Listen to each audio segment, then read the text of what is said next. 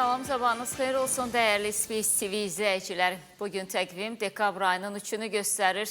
Azərbaycanda baş verən ən önəmli hadisələri sizin diqqətinizə çatdıracağıq. Vaxt tapdıqca dünya mediasına da nəzər salacağıq. Dünyada baş verənləri də sizə təqdim eləyəcəyik. Həmişə olduğu kimi verilişin aparıcısı mənəm Səidə Bəkir qızı. İlk dəqiqələrdən hər birinizdən xahiş edirəm ki, diqqətiniz bizdə olsun. Çünki bu proqramda da sizə çox önəmli məlumatlar çatdıracağıq. 2 saat ərzində sizinlə bərabər olacağıq və bu vaxt çərçivəsində kimdən nədən xəbər tutacaqsınız? Qısaca anonsları diqqətinizə çatdırmaq istəyirəm. Ruben Vardanyanın növbəti məhkəməsi keçirildi. Zərər çəkənlər nələr danışdı?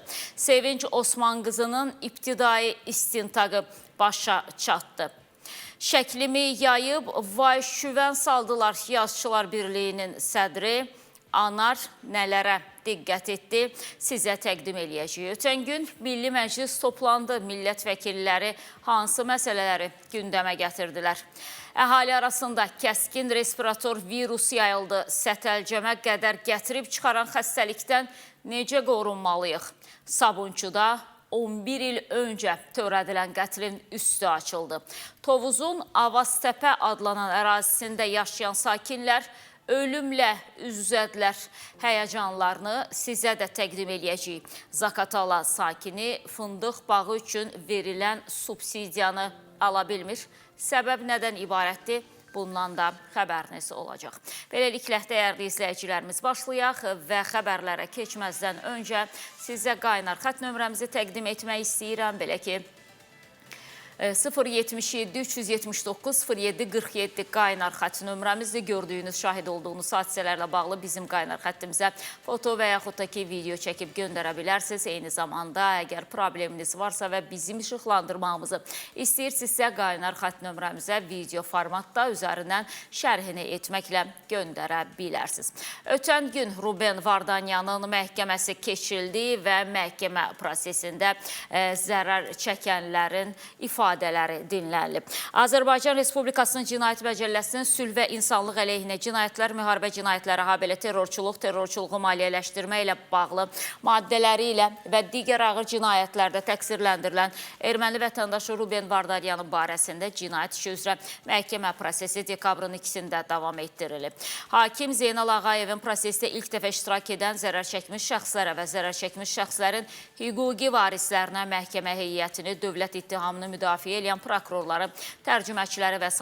təqdim edib, habelə onların qanunvericiliklə nəzərdə tutulmuş hüquqlarını və vəzifələrini izah edib. Sonra zərər çəkmiş şəxslərin ifadələri dinlənilib. Zərər çəkmiş Elşən Babayev dövlət ittihamçısı Vüsal Abdullayevin suallarını cavablandıraraq bildirib ki, Ağdərə rayon ərazisində Ermənistan ordusunun qalıqları və qanunsuz erməni silahlı dəstələri tərəfindən atılan tank əleyhinə mərminin yaxınlıqlarında partlaması nəticəsində Tural Əmirov və Elçin Səlmanov həlak olub və o və Yusif Həsənov isə yaralanıblar. Dövlət ittihamçısı Təranə Məmmədovanın suallarını cavablandıran zərər çəkmiş Elvin Məmmədov qeyd edib ki, Xocalı rayonunun Sərdar kənd ərazisində düşmən tərəfindən atılan minaatan mərmisinin yaxınlığa düşüb partlaması nəticəsində o və Kamran Həsənov yaralanıb. Əlavə edilib ki, həmin vaxt düşmən minaatan, snayper və digər silahlarla atəş açıb. Zərər çəkmiş Xalid Şükürlü isə ifadəsində deyib ki,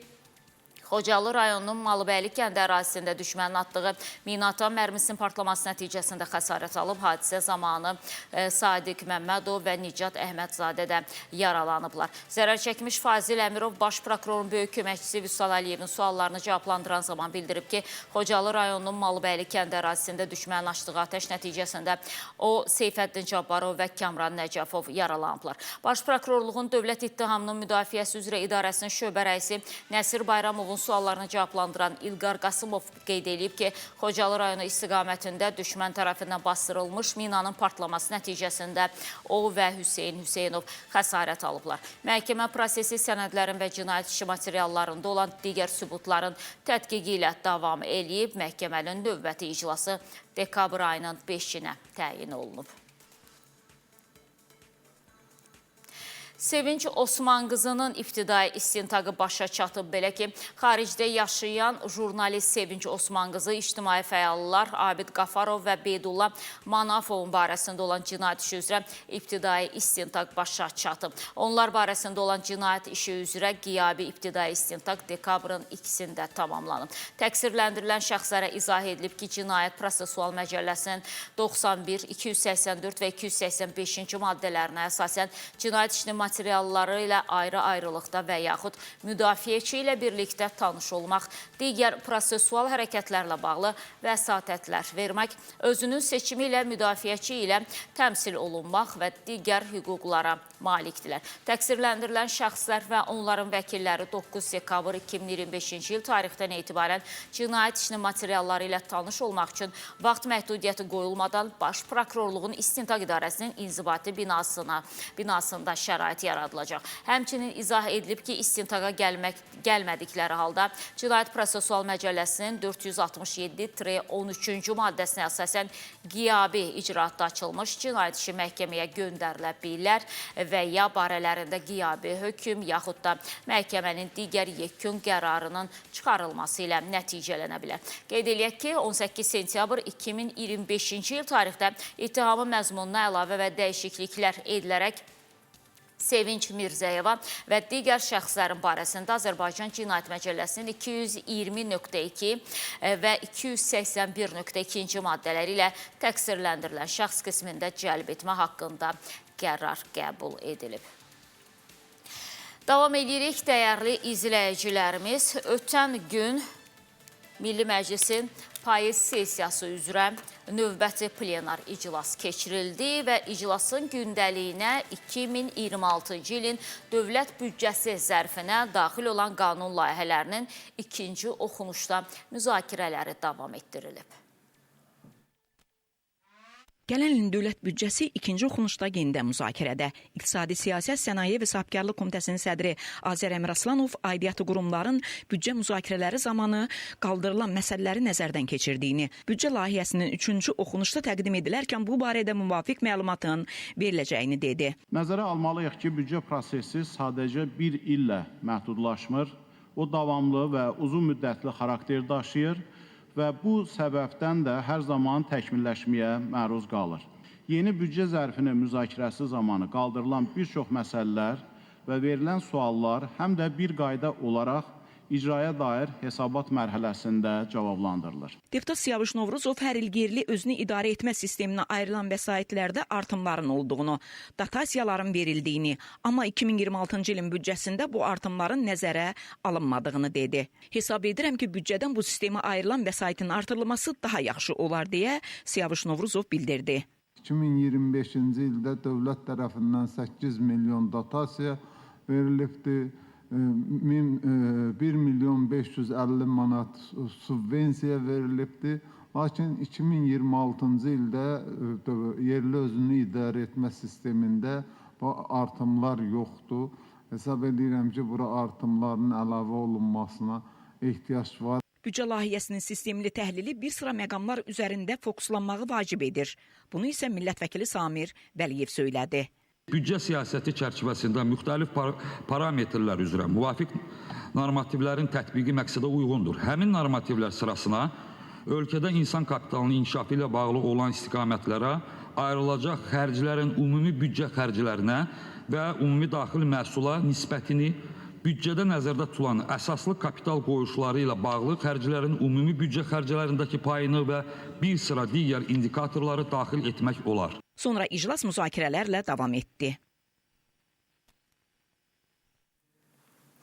Əhali arasında kəskin respirator virus yayılıb. Belə ki, güclü öskürək, yüksək hərarət və uzun müddətli boğaz ağrısı ilə müşahidə olunan virus infeksiyaları sürətlə yayılmaqdadır. Hər il payız-qış mövsümünün gətirdiyi respirator virusları əhali bu il daha ağır formada keçirir. Sətəlcəmə qədər gətirib çıxaran xəstəlikdən bəs necə qoruna bilərik? Növbəti materialda bu suala cavab tapmağa çalışmışıq.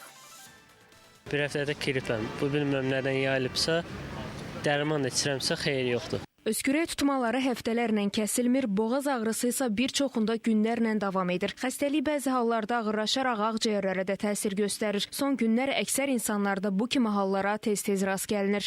Özü bu viruslar deyirlər ki, gətirir, əgər müalicə eləməsən pnevmoniya gətirib çıxardır. Ən çox boğazda ağrı və öskürək kimi qalmışdı. Antibiotik qəbul elədik, yəni nisbətən bəli, əvvəlki nisbətən yaxşılaşdı. Çox pis keçirdi. Öskürək, boğulma. 3 gün, 4 gün heç nə ürəyim istəmədi də yemək zat. İnfeksionist deyir ki, ağır öskürək və nəfəs darlığı respirator virus infeksiyalarının tipik əlamətidir. Həkim vəziyyətin xüsusilə uşaqlar, yaşlılar və risk qruplarında ciddi ola biləcəyini vurğulayır. Bu infeksiyaların kliniki seyri bir-birinə olduqca oxşardır və ona görə də yalnız kliniki əlamətlərə görə bunun hansı infeksiya olmasını haqqında qəti qərar vermək mümkündür. Bunun üçün xüsusi laborator testlər olmalıdır. Birinci növbədə həssas insanlar qrupu, yəni risk qruplarına bunlar daha önəmlidir. Bunlar kimlərdir? Bunlar 2 yaşın altında olan uşaqlardır, bunlar hamilə qadınlardır, bunlar immun defisiti müxtəlif səbəblərdən olan və ya ağır xroniki xəstəliklər olan insanlardır. Bəs xəstəlikdən qorunmaq üçün nə etməliyik? Xüsusən də uşaqlara baxmamışdan, qulluqdan qabaq mütləq əllər yuyulmalıdır, qida qabından əvvəl əllər yuyulmalıdır. Ondan başqa askırdıqda, öskürdükdə nəm salfetlə deməli və yaxud da dirsəklə deməli burnumuzu bağlamalıyıq. Təkcə hava damcı yolu ilə yox, o cümlədən təmas yolu ilə keçə bilər. Həkimlər deyir, vaxtında tədbir görülmədikdə xəstəlik ağırlaşa və sətəlcəm riski yarana bilər. Bu səbəbdən hər kəsə erkən müraciət və profilaktik tədbirlərə əməl etmək tövsiyə olunur. Respirator xəstəliklərdən ümumiyyətlə yayınmaq üçün və özünü qorumaq üçün gərəkdir ki, immun sistemin güclü olsun. Amma çox təəssüf ki, biz düzgün qidalanmadığımızdan, düzgün həyat tərzi keçirmədiyimizdən, yəni belə deyək də, passiv həyat tərzi keçirməyimizdən, bu düzgün həyat tərzi keçirmədiyimiz deyəndə, yəni bu başqa yerlərə yazılmasın. Sadəcə passiv həyat tərzi keçirdiyimizə görə, çünki nə qədər insan dinamik olursa, nə qədər insan hərəkətdə olursa, bir o qədər də sağlam olur. Yoxsa elə yeyirik, iş oturaq, nə bilim, sonra maşına minirik, gedirik evə, ev oturaq. Yəni, məsələn də kişilər çayxanaya gedirsə, orada yenə də oturaq. Xanımlar hansısa bir rəfiqəsinə görüşə gedirsə, yenə də oturaq. Ümumiyyətlə, insanlar artıq gəzmək istəmirlər, gəzməyə tənbəllik eləyirlər. Və bu da belə olanda, bədən hərəkətsiz qalanda maddələr mübadiləsi də düzgün getmir o zaman və passiv həyat tərzi keçirdiyinə görə, o nənələr deyir, yanından yel ötən kimi xəstələnir, yanımızdan yel ötən kimi xəstələnir. Ona görə də birinci sitrus meyvələrini bol şəkildə qəbul etmək lazımdır, hansı ki onların tərkibində daha çox C vitamini var və eyni zamanda da mütləq şəkildə aktiv həyat tərzi keçirmək lazımdır. Diqqətinizə çatdırın, dəyərli izləyicilərimiz. Gələn il Novruz və Ramazan bayramları eyni günə düşəcək və ardıcıl nə az nə çox 11 gün iş olmayacaq. Görəsən Novruz bayramında neçə gün evdə qalacağıq sualını verənlər üçün elə bu məlumatı səsləndirmək istəyirəm. Gələn ilin mart ayında Azərbaycanda ardıcıl olaraq 11 gün qeyri-iş günü olacaq. Bu 2026-cı il üçün Novruz, Ramazan və Qurban bayramı günləri ilə bağlı təqvimdən irəli gəlir. Belə ki, Nazirlər Kabineti gələn ilin bayram günlərini müəyyən edib. 2026-cı ilin mart ayının 20-si, 21-i, 22-si, 23-i, 24-ü Novruz bayramı, martın 20-si, 21-i Ramazan bayramıdır və martın 21-i şənbə, 22-si isə bazar gününə təsadüf edir. Əmək Məcəlləsinə əsasən həftələr arası istirahət günləri və iş günü hesab olunmayan bayram günləri üst-üstə düşərsə, həmin istirahət günü bilavasitə bayram günündən sonraki iş gününə keçirilir. Ona görə də martın 25-i, 26-sı, yəni çərşənbə və cümə axşamı qeyri-iş günləri sayılacaq.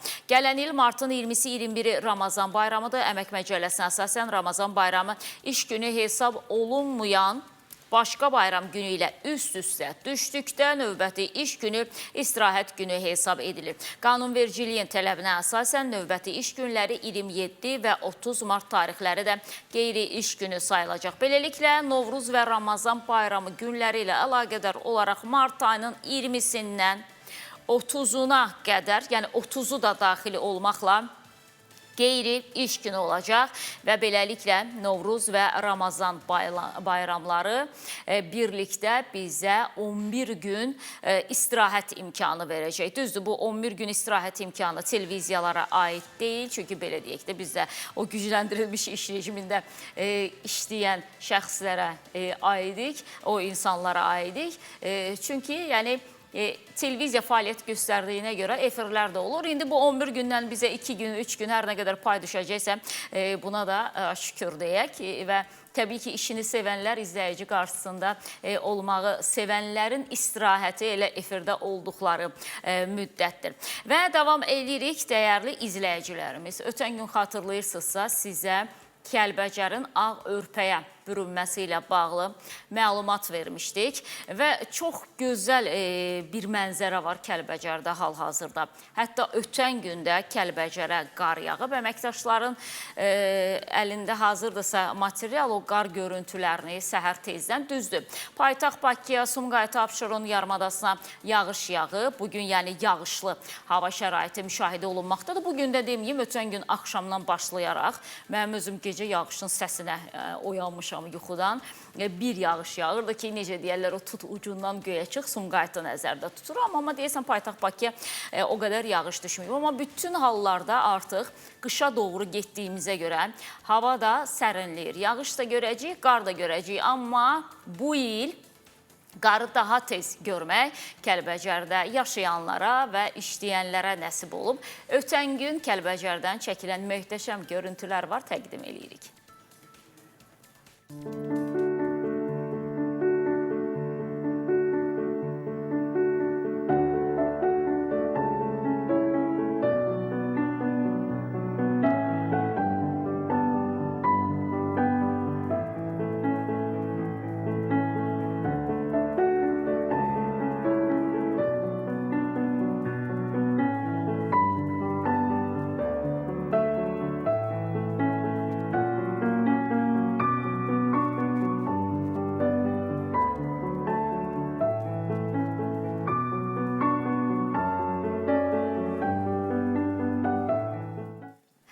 O planı verin, zəhmət olmasa. Nəyə görə istəyirəm ki, o görüntülər bir də burada verək. Bu, nə bilim, quşbaşı qarda deyirlər buna. Belə narın qar deyil də.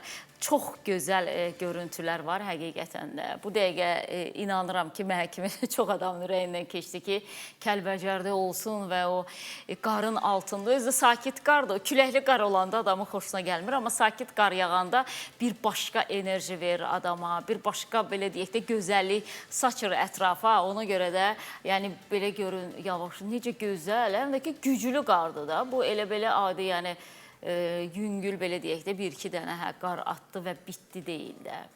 Çox gözəldir. Yəni bu dəqiqə üçün orada olan insanlar şanslıdırlar deyə bilərəm. Bir daha qeyd edim, dekabr ayının 1-i və 2-si Azərbaycanın cənnət gölşələrindən biri olan Kəlbəcərə qar yağıb. Davam edirik, dəyərli izləyicilərimiz. Xatırlayırsınızsa, bir neçə gün bundan öncə yazıcı Anarın arabada olan bir fotosu sosial şəbəkələrdə paylaşıldı və çox geniş də müzakirə olundu. Hansı ki, söhbət bu fotodan gedir. Susqunluğunu pozdu yazıcı Anar, Yazıçılar Birliyinin sədri. Və o susqunluğunu pozan zaman dedi ki, şəklimi yayıb vay şüvən salırlar.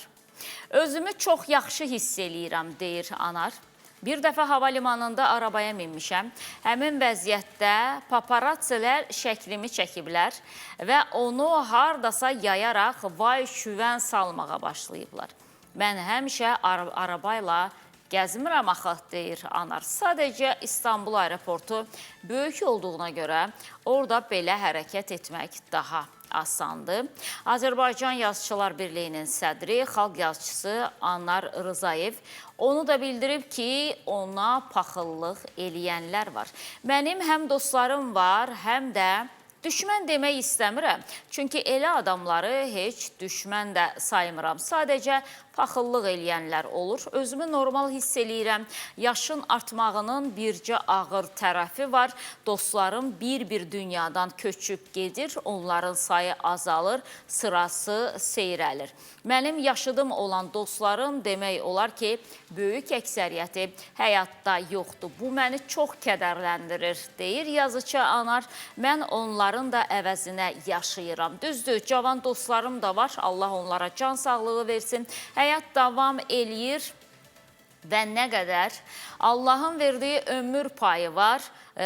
Gərək qələm əldən düşməsin, yazaq, yaradaq deyə yazıcı Anar qeyd edib və gördünüz, yəni yazıcı qeyd edir ki, mən dünyasını dəyişən dostlarımın əvəzinə yaşayıram. Amma hamımız bilirik ki, heç kim həyatda heç kimin əvəzinə yaşamır. Hər kəs Allahın ona verdiyi ömür payını yaşayır. Nə zaman bitəcəksə, onda da bitəcək.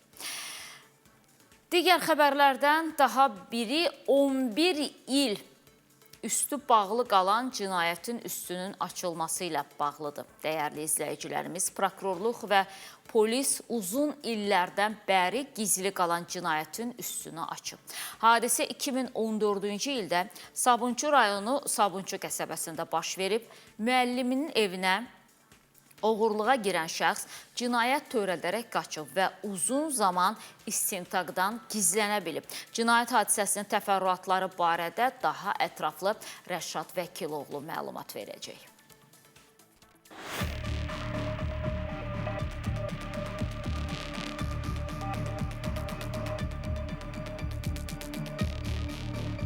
Il öncə oğurluq məqsədi ilə getdiyi mənzildə cinayət törədib qaçmağı bacarmışdı. Lakin prokurorluq və polisin peşəkarlıqla həyata keçirdiyi istintaq və əməliyyat axtarış tədbirləri nəticəsində ağır cinayət hadisəsini törətməkdə şübhəli bilinən 35 yaşlı Hüseyn Cəfərov saxlanılıb. Baş prokurorluğun yaydığı məlumatda da qeyd olunur ki, Hüseyn Cəfərov Namiq Hənifəyevi ictimai təhlükəli əməlin qarşısının alınması üzrə ictimai borcunu yerinə yetirən zaman bıçaqlayaraq qətl yetirib. Hüseyn Cəfərov dekabrın 1-də Cinayət Məcəlləsinin 126.3-cü, yəni qəsdən sağlamlığa ağır zərər vurma, ehtiyatsızlıqdan zərər çəkmiş şəxsin ölümünə səbəb olduqda maddəsi ilə təqsirlənən şəxs qismində cəlb olunub, ona həmin maddədə nəzərdə tutulan ittiham elan edilib, müstəntiqin vəsadəti və ibtidai araşdırmaya prosessual rəhbərliyi həyata keçirən prokurorun təqdimatı əsasında Sabunçu rayon məhkəməsinin qərarı ilə həbs qəti imkan tədbiri seçilib. Yəsinə heç bir şey olmuyor. Yəsi qadındır, müəllimədir burada. Bunlar özləri çox sakit, təmiz, pak insanlardır. Heç kimdən işləri yoxdur. Sadəcə olaraq gəlib də oğruna gəlib, bu haraya gəlib ki, bunu tutsun, saxlasın. O da ki, oğru nə etməlidir, vurub çıxmalıdır ortadan. Hüseyn Cəfərovun oğurluğu üçün seçdiyi müəllimə aid olub və ona həmin evdə küllü miqdarda pulun olması barədə məlumat verilib. Görmədim, qaranlıq idi. Qaranlıq idi. Yəqin ki, maskalı idi də. Görsəydik, açardıq. Neçə bıçaq vurmuşdu ona? Bilmirəm.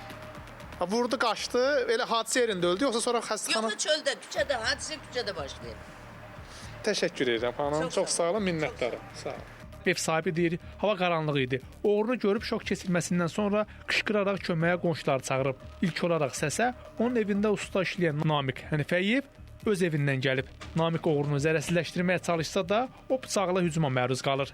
Qatil isə hadisə yerindən qaçmağı bacarır. Qətil bu mənzildə tamam məqsədi ilə törədilib. İddialara görə mənzilin sahibi müəllim olub və elə cinayətkar da mənzili soymaq məqsədi ilə evə daxil olub. Lakin ifşa olunduğunu görüb buradan qaçmaq istəyərkən bu evdə usta işləyən şəxs onu zərərsizləşdirmək istəyib, lakin bu mümkün olmayıb. Həmən şəxs üzərindəki bıçaqla usta bir neçə zərbə vuraraq hadisə yerindən qaçmağı bacarıb. Lakin 11 ildən sonra o ələ keçib. Hazırda sözgedən cinayət hadisəsi ilə bağlı istintaq tədbirləri davam etdirilir.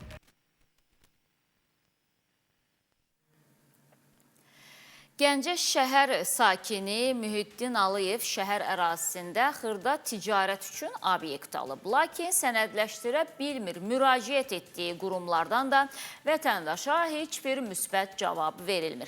Gəncə şəhər icra hakimiyyəti isə vətəndaşın iddialarını tamamilə əsassız sayır. Aylardır qarşılaşdığı süründürməçilikdən təngə gəldiyini deyən vətəndaşın probleminə biz də işıq salmağa çalışmışıq. İzləyək. Xarab olduğuna görə yığmışam hamısını bəri.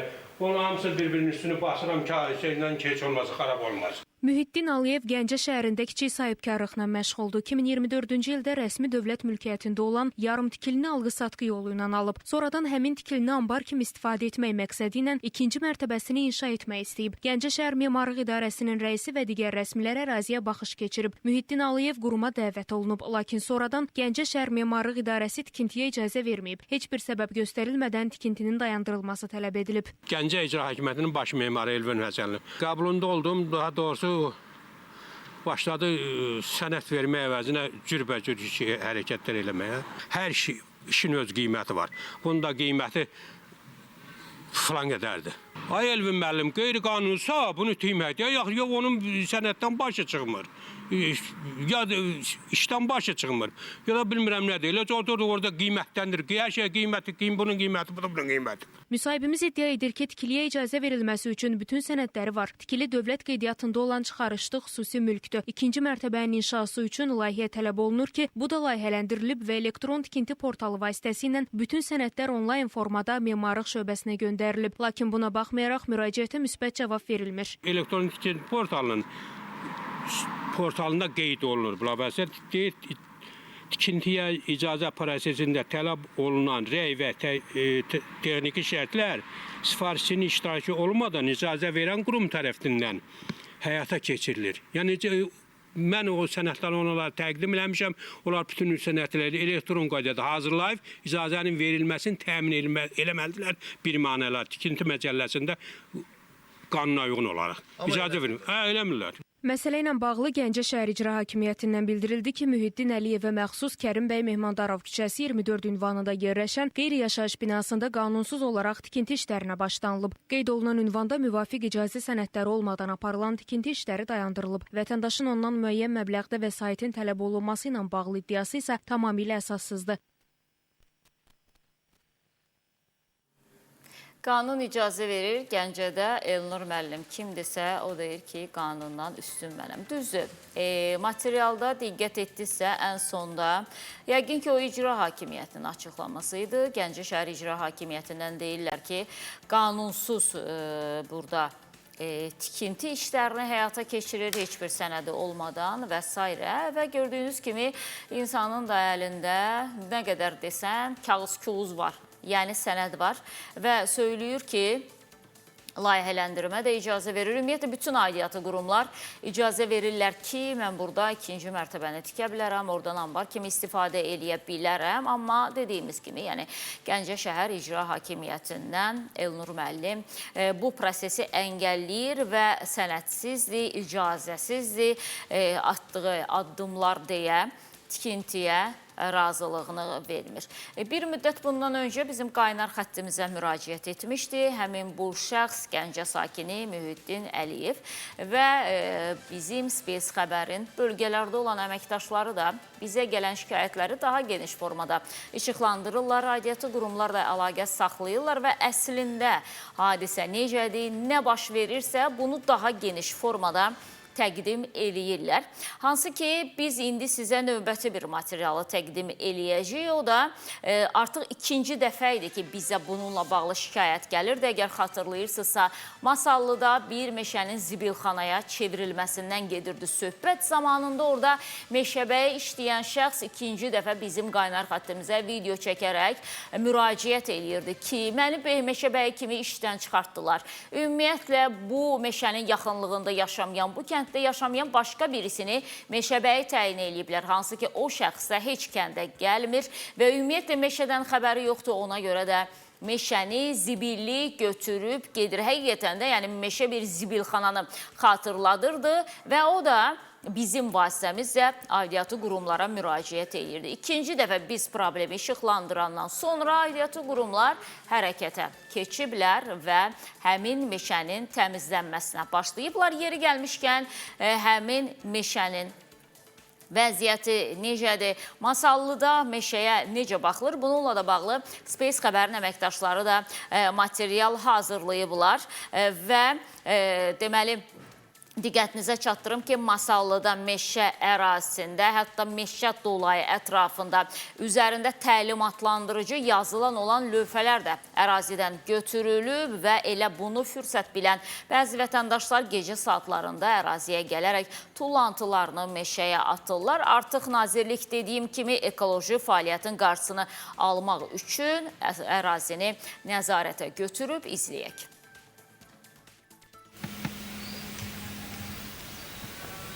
Biz istəyirik ki, bu tədbir görülsün, meşə zibillənib, göz qabağında da özü də görürsün. Təmizlik, meşə gözətçisi var idi, nəzarət edirdi. İndi nəzarətsiz qalıb, çox azanacaqlıq vəziyyətdədir. Görüntülər Masallı rayonunun 11 sayılı meşə təsərrüfatı mərkəzinin Masallı meşəbəyliyinin əvvəlki 24 sayılı dolayındadır. Öncə qala 7 Oymaq, Kalinovka və Hüseyin Hacılı kəndləri arasında yerləşən meşə zolağına bir nəfərin nəzarət etməsi bu mənzərəni yaradıb. Kəndlərdə zibil qutularının olmamasından istifadə edən kənd sakinləri gecə saatlarında tullantıları bura atırlar. Zibilici kim tökür deyəndə elə bir şey kimsə uzaqdan görürəm filan kəsdi çıxır gedir. Gecə gəlir tökür, cəmaət yatanda. Ekoloji çiklənmə baş verir. Tək bura deyil, bu meşənin çox hissəsi, çox əraziləri belədir, bu vəziyyətdədir. Kənd sakinləri, yəni gəlir boşaldır, çıxır gedir. Meşə dolayı ətrafında üzərində təlimatlandırıcı yazılar olan lövhələr də var idi. Həmin lövhələr də ərazidən götürülüb. İfunəti, itlər hatta baş alıb, zibilləri daşıyıb lap kəndin içərisinə kimi elə bir meşənin içərisinə tökürlər.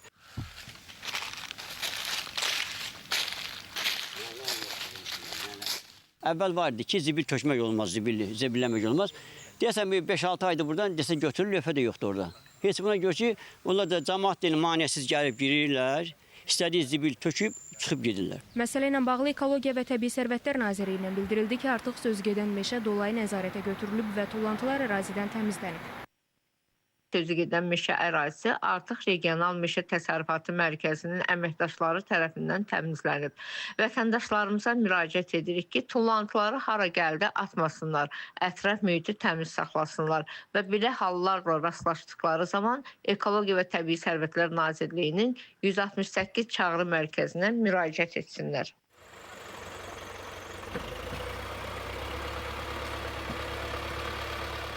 Qeyd edək ki, Masallı meşəbəyliyinin balansında olan meşə dolayları 70 ildir ki salınıb. Bu dolaylar yay aylarında həm qonaqların, həm də kənd sakinlərinin piknik etdiyi ərazidir.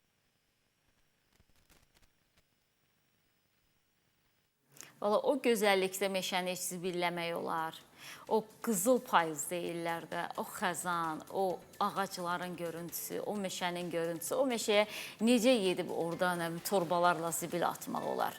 Yəni evinizdə yeyirsiniz, içirsiniz, gətirib atırsınız, amma bu məsələnin bir tərəfi də var ki, Masallının həmin bu ərazisində zibil yeşikləri yoxdur deyirlər və zibil yeşikləri olmadığına görə insanlar da zibillərini hara atacaqlar? Yaxınlıqda meşə, gözdən uzaq, könüldən iraq, bələdçisi yoxdur, meşəbəyi yoxdur, gətirib tökəcəklər orada meşəyə. Ümumiyyətlə, zibil yeşikləri, bugün bəzi kəndlər var ki, orada belə qoyulub da, yəni yüksək standartlara cavab verən zibil yeşikləri var. Amma ki, Masallının məhz bu ərazisində, çox təəssüf ki, yəni o kəndin adı yadımdan çıxdı. 24-cü dolayı deyirlər o meşə ərazisinin. Həmin o ərazidə, xüsusən də yaxınlıqda meşə varsa, ümumiyyətlə ora zibil yeşikləri çox qoyulmalıdır. Çünki bilirsiniz ki, bəzən insanlar piknik filan etmək üçün gəlirlər də evlərindən gətirdikləri palaz sərirlər ora. Nə bilim, şorunu, pendirini qoyur, xiyarını, pomidorunu qoyur, təndir çörəyini kəsir, orada istirahət edir. İstirahət hər kəsin haqqıdır. Amma belə olan halda və bu meşə də istirahət üçün çox əlverişli meşədir. Elə artıq son kadrlarından bunu demək mümkündür.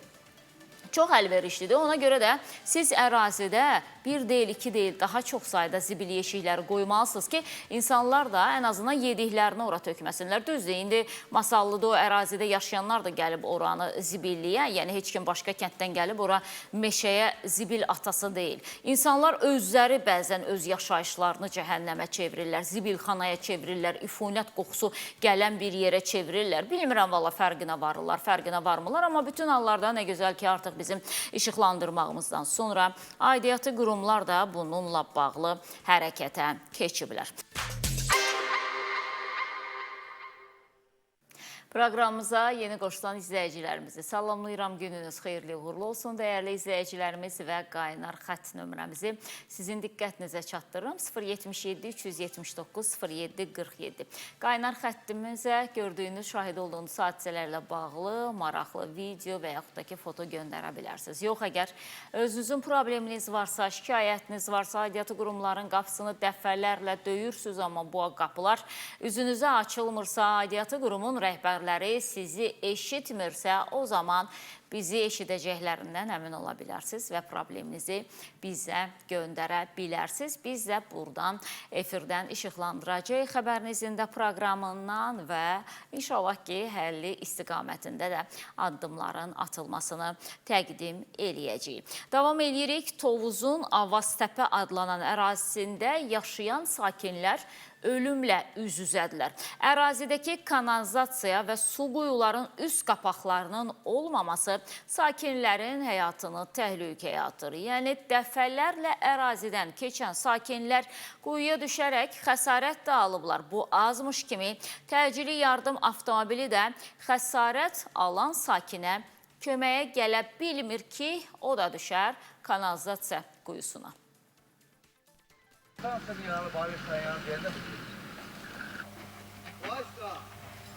40 metrdən bir, 30 metrdən bir kanalizasiya xətti quyuların üstü açıqdır. Özdə gediş-gəlişin olan yeridir. Hamısı içi də dolu. Yəni bunu tədbir görülməlidir. Tovuz şəhərinin mərkəzi hissəsindəyik. O mərkəzi hissə ki, şəhərin ən böyük ərazisi olan Avaztəpə ərazisindəyik. Məhz bu ərazidə 10, 12, 13 il təxminən bundan əvvəl çəkilmiş kanalizasiya qurğularının düz üzərindəyik. Avaztəpə ərazisində kanalizasiya qurğularını göstərmək istəyirəm ki, bu ərazidə böyük bir ərazinin, yəni böyük bir küçənin kanalizasiya qurğularının üst qapağının olmaması yerli sakinləri əziyyətə salır.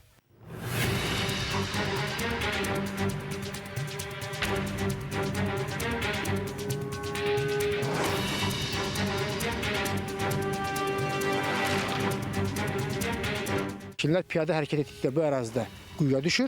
Digər bir tərəfdən isə nəqliyyat vasitələri getdikdə həmin nəqliyyat vasitəsinin şini bu əraziyə düşərək nəqliyyat vasitəsi olduğu ərazidə xarab olur. Yaxın ərazidə isə təxminən 12 metrlik bir ərazidə digər bir quyunu göstərmək istəyirəm. Bu da ərazinin sırf sübutudur ki, yaxın ərazilərdə belə su quyularının, yəni kanalizasiya quyularının üstünün qapağı yoxdur. Çox saçıqdır, bəli, təhlükədir hamısı. Bütün uşaqdır, böyükdür, körpədir, gedə bilmir, qorxusundan. Sakinlər bildirir ki, illərdir yaranmış problemin həlli ilə bağlı aidiyyatı qurumlara etdikləri müraciət cavabsız qalır. Bəli, şəhərə baxır, özümüz getmişdik də, reaksiya verdilər, gəldilər də, hələ də heç bir iş görünmür. Küçələrin adsız qalması operativ nəqliyyat vasitələrinin ünvana gəlməsində ləngimələrə də səbəb olur. Təcili yardım gələndə bilmir ki, hara getsin.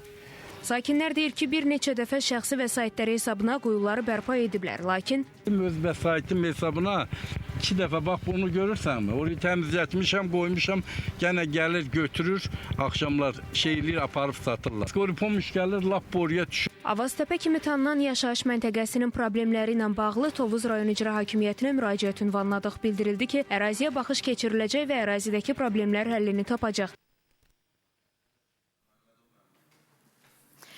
Deməli, dəyərli izləyicilər, o bir söz var, deyirlər ki, məni qınamayın.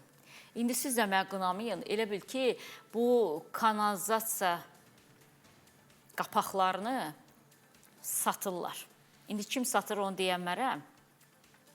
Nənələr demiş, imanımı yandıranmaram. Amma mən elə gəl ki, o kanalizasiya quyusunun qapaqlarını satırlar. Nə də olsa, o ağır metaldır da, bilirsiniz. Verəndə də indi yəqin ki, müəyyən qədər məbləğ qazana bilirlər də. Yoxsa nə oldu? Bunun birinin qapağı olmasın, ikisinin qapağı olmasın, üçünün qapağı olmasın. Tovuz rayonun icra başçısı Məmməd Məmmədov və siz də yəqin ki, bu materialı izlədiniz və gördünüz ki, Avaztəpə adlanan ərazidə nə vəziyyətdədir. İnsanlar gecə gedəndə o yolda işıqlanmadan da ümumiyyətlə söhbət getmir. Çünki kənd yollarının əksəriyyətində işıqlanma yoxdur və ayağının altını görə bilməyən şəxsin o quyuya düşməsi 2 vur 2'dir yəni.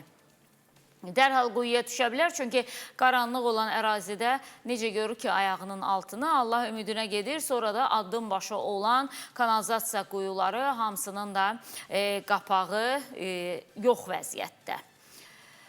Ümumiyyətlə bilmirəm, bəlkə də ora gətiriləndə qapağı olmayıb, quyuların özü var, qapağı yoxdur. Hər nəsə, gördünüz, bəzisinin üzərini taxta ilə bağlayıblar, bəzisinin üzərini o lapatkanın o baş hissəsi ilə, yəni sapını çıxardı, bu lapatkanın baş hissəsi var, o ilə bağlayıblar. Yəni, müxtəlif versiyalardan istifadə edib izləyicilər oranın üzərini bağlayana qədər və Space xəbərinin əməkdaşları Tovuz rayon İcra Hakimiyyətinə də müraciət ediblər və bildirilib ki, nəzarətə götürüləcək həmin kənd Avaztəpə kəndi və eyni zamanda bu problem də aradan qaldırılacaq. Davam edirik. Digər bir izləyicimiz, dəyərli izləyicilərimiz xatırlayırsınızsa bizə Zaqataladan müraciət etmişdi. Hansı ki o deyirdi ki, Zaqatalada fındıq bağı üçün verilən subsidiyadan narazıdır. Çünki subsidiyanın məbləğini az verirlər, amma izləyici də deyir ki, bu məbləğ belə olmalı deyil. Söhbət Muxax kəndindən gedir. Muxax kənd sakini Məhəmməd Əmin Əliyev əkin üçün ona verilən subsidiyanın məbləğindən narazıdır. Bu səbəbdən kəndinin becərdiyi fındıq bağları məhv olur. Məhsulu məhv olan fermer aidiyyatı qurumlardan kömək istəyir, izləyək. Hər il fındıq bağlarına görə subsidiya alan Muxax kənd sakini Məhəmməd Əmin Əliyev bu ildən subsidiya üçün tətbiq edilən yeni qaydalardan narazıdır. Kəndli deyir ki, istifadə etdiyi fındıq bağı üçün hər il aldığı subsidiyanın məbləği bu ildən xeyli azaldılıb. 700 manat verib çıxarış aldım subsidiya almaqdan ötürü, bundan 2 il qabağa. Həmin sahəyə də əvvəllər 5 hektardan yuxarı torpaq analizi eləyirdilər. Bu ildən torpaq analizini salıblar 3 hektara. 3 hektar olanda analiz verməliyəm. Deməli, mənim sahəmdə həm balota yerlərində, balçıqlı yerlərində fındıq əkmişəm, açıq yerlərində əkin eləyirəm də. Fermer deyir ki, ondan subsidiya almaq üçün müəyyən ödəniş edib torpağın analizini verməsi tələb edilir. Deyirsən, onun üçün əlavə ödəniş eləməlisən. Bundan əlavə də, deməli, bu il hər hektar torpaq fındıq sahəsinə 50 manat subsidiya verir. 50 manatın 27 manatını bəri başdan istəyir. Bundan əlavə deyir ki, analizi götürmək üçün mütəxəssisə də pul verməlisən. Fındıqçılıq da məhv olub gedir. Analizin iqtisadi səmərəsi nədir ki, məsələn, 1 hektar sahə bir kisə kübrə düşmür. Bunun da əlavə şərtlər qoyurlar. Məsələ ilə bağlı Zaqatala Dövlət Aqrar İnkişaf Mərkəzindən bildirildi ki, bu qərar onların deyil, Subsidiya Şurasının qərarıdır. Vətəndaşın iddiasına görə o deyir ki, Subsidiya Şurasının qərarına əsasən bu illərin fındıq sahələrində 2022-ci ilə qədər olan sahələri 50 manata endirdikləri üçün vətəndaş iddia edir ki, mən bu analizi verməməliyəm. Yalnız biz nə edə bilərik? Burada elə bilgən ki, bizim heç bir günahımız yoxdur da. Bu Subsidiya Şurasının qərarıdır. Biz düzgün olaraq bunu götürürük.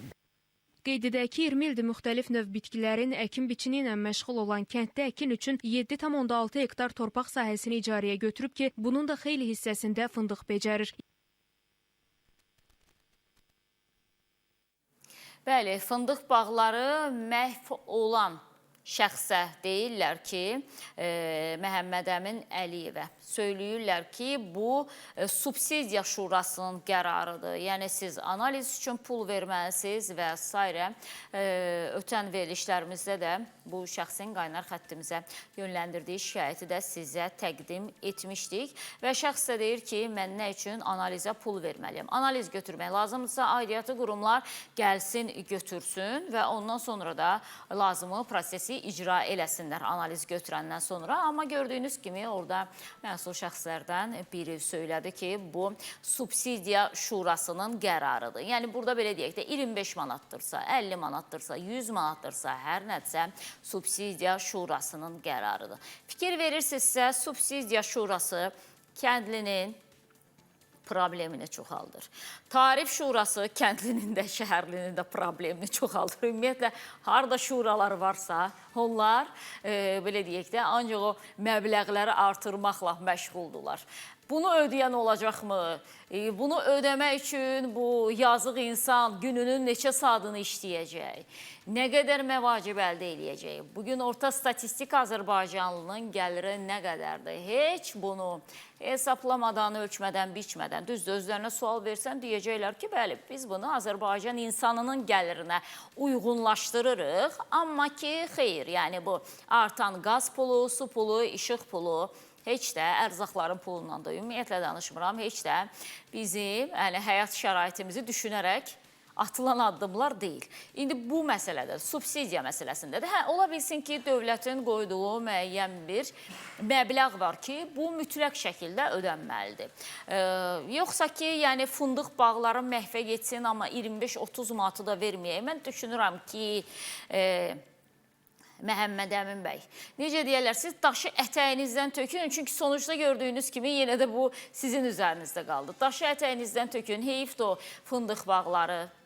O fındıq bağlarınızı becərin, çünki anladığımız qədərilə və sujeti də izlədik, gördük ki, aidiyyatı qurumlardan sizə kömək olmayacaq, heyif olacaq o fındıq bağları, məhv olacaq o fındıq bağları. Onsuz da kəndçi də zəhmətə alışqandır. Ona görə də özünüz hansısa bir şəkildə, yəni məcbursunuz ki, bu bağları, necə deyərlər, ayaq üstündə saxlaya biləsiniz. Xüsusən də bu Zaqatala, Balakən bölgəsi bilirsiniz ki, fındıq bağları ilə daha çox məşhurdur və orada yaşayan insanlar əsas gəlirini də məhz elə mövsümdə yığdıqları bu çərəzlərdən əldə eləyirlər. Allah bol bərəkət versin və davam eləyirik.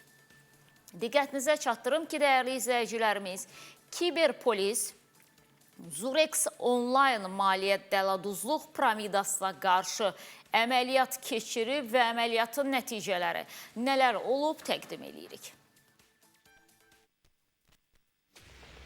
Daxili İşlər Nazirliyi Kiber Cinayətkarlıqla Mübarizə Baş İdarəsi onlayn dələduzluq piramidası olan ZuerX platformasına qarşı əməliyyat keçirib. Kiberpolisin həyata keçirdiyi əməliyyat texniki tədbirlərlə qeyd edilən piramidanı idarə edən şəxslər 32 yaşlı Əli Qarazadə, 35 yaşlı Samir Ağazadə və 39 yaşlı Elmar Xosiyev müəyyən edilərək saxlanılıblar. Araşdırmalarla məlum olub ki, onlar WhatsApp və digər ani mesajlaşma şəbəkələrində yaratdıqları qruplara üzv olan 400 nəfərdən artıq şəxsə ZuerX piramidasına kriptovalyuta formasında yatırımlar etməklə böyük məbləğlərdə gəlir qazanacaqlarına dair yalan vədlər veriblər. Saxlanılan şəxslər insanlarda inam yaratmaq və platformaya yeni üzvlər cəlb etmək məqsədi ilə zərər çəkənlərin hesablarına bir neçə dəfə kriptovalyuta formasında simvolik məbləğlərdə ödənişlər də köçürüblər. Şirnikləndirici təkliflərə aldınan şəxslər isə daha çox gəlir əldə etmək niyyəti ilə həmin dələduzluq piramidasına böyük məbləğlərdə pul vəsaiti göndəriblər. Sonda isə zərər çəkənlərin külli miqdarda pulunu ələ keçirən dəstə üzvləri ZuerX piramidasının fəaliyyətini dayandırıblar.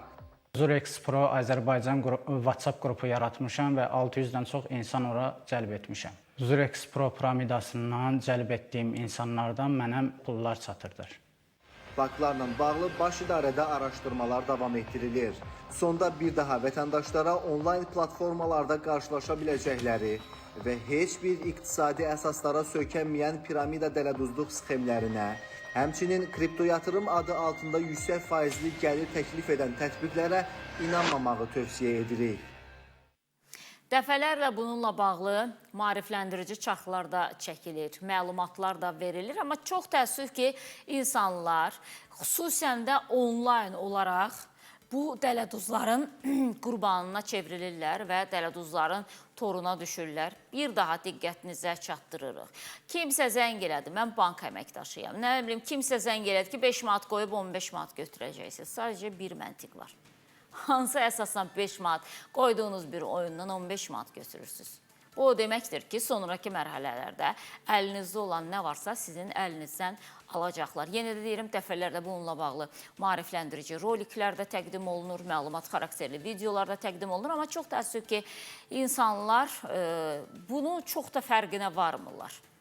Necə inanırlar, necə inandırır bu şəxslər onları, bu da hər halda maraqlıdır.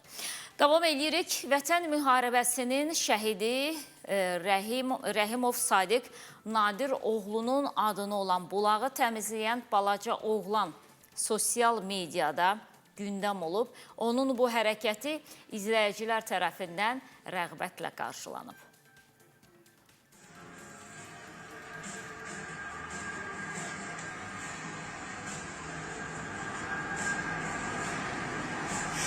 Oldu.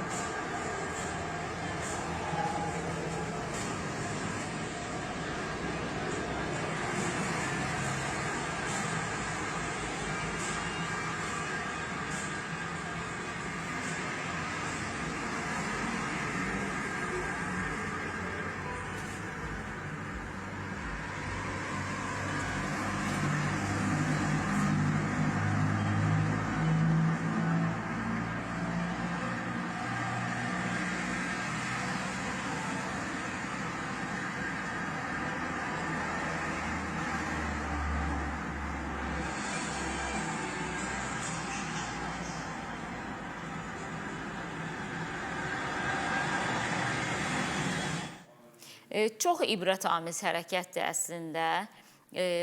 Bəzən o vətənpərvərlik eşqinin olması üçün, şəhidə dəyərin verilməsi üçün orada yaşının neçə olmasının heç də önəmi olmur.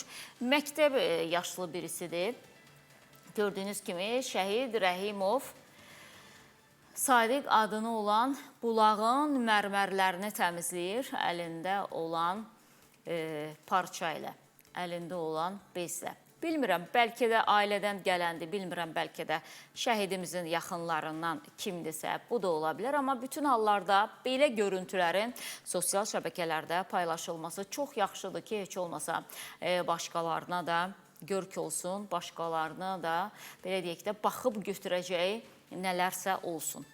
Bir şeyi qeyd eləmək istəyirəm. Demək ki, 44 günlük vətən müharibəsi şəhidlərinin uyuduğu ikinci fəxri xiyaban var, bilirsiniz. Deməli, bir neçə həftə bundan öncə oranı ziyarət eləyirdim. Gördüm ki, bir qızdır, əlində bir neçə bez var. Və o şəhid qəbirlərinin hamısını bir-bir, ayrı seçkilik etmədən, birinci qəbirdən tutmuş, məzardan tutmuş, son məzara qədər, bilirsiniz ki, ora bir neçə cərgədir, son məzara qədər silə-silə gedir və qurumuş güllərin hamısını da yığır, aparır orada atır, zibil yeşiyinə, təkrar gəlir, təmizləyir altını.